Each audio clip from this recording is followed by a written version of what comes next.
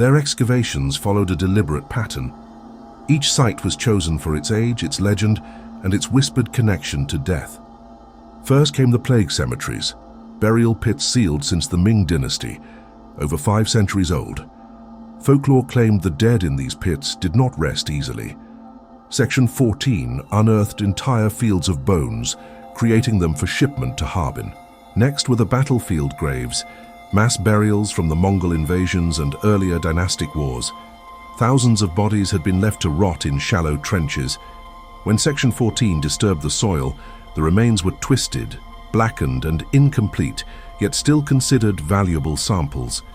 Still unsatisfied, Section 14 turned to the dynastic tombs.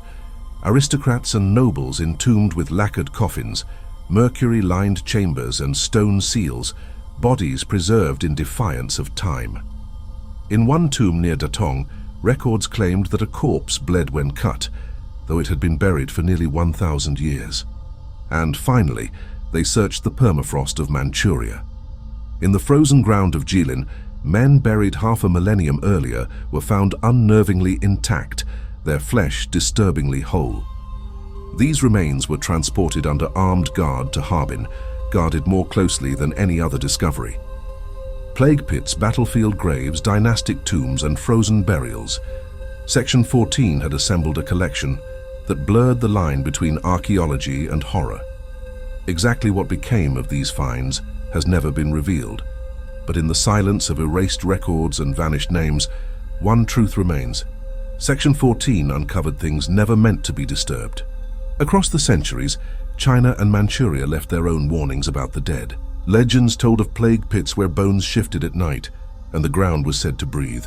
Northern epics spoke of warriors locked in ice, their bodies unspoiled by time, waiting only to be disturbed.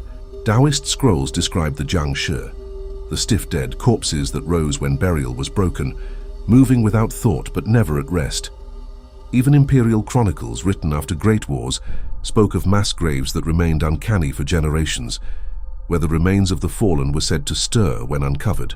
These were not instructions from the living, but echoes from the past, warnings left in story and record carved into memory. But Section 14 ignored them, reducing legend to superstition. They broke seals, unearthed remains, and carried them to Harbin.